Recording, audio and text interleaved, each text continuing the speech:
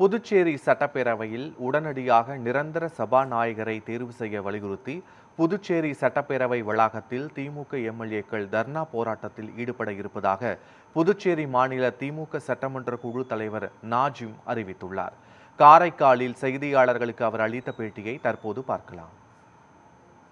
5 மாநிலங்களில் தேர்தல் முடிந்து அவரவர்கள் அந்தந்த பகுதிகளில் ஆட்சி அமைத்து சட்டமன்றமும் 5 மாநிலங்களிலும் கூட்டப்பட்டிருக்கின்றது. ஆனால் நம்முடைய யூனியன் பிரதேசமாக இருக்கக்கூடிய புதுச்சேரி மாநிலம் மிக சிறிய மாநிலம்.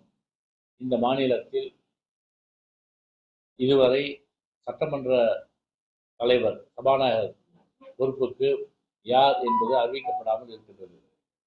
இது தொடர்பாக எங்களுக்கு தெரிந்த செய்தியில் என்னவென்று சொன்னால், வருகிற 2ஆம் தேதி சட்டமன்றத்தை கூட்டி சபாநாயகருக்கான தேர்தலை நடத்துவதற்காக ஆளுநர் அவர்களுடைய ஒப்புதலை கேட்டிருப்பதாக தகவல் வந்திருக்கின்றன. இந்த செய்தி வேறு வதந்தி மட்டுமல்ல, பத்திரிகைகளும் வந்திருப்பதை நீங்கள் அறிவீர்கள். ஆனால் இதுவரை சட்டமன்ற உறுப்பினர்கள் எங்களுக்கு எந்த விதமான அறிவிப்பும் செய்யப்படவில்லை. எனவே மாண்புமிகு முதலமைச்சர் அவர்கள் வருகிற 2ஆம் தேதி சட்டமன்ற தலைவருடைய தேர்தல், சபாநாயகருடைய தேர்தல் நடக்குமா இல்லையா என்பதை பொதுமக்களுக்கு தெளிவுபடுத்த வேண்டும் என்று நான் கேட்டுக்கொள்கிறேன்.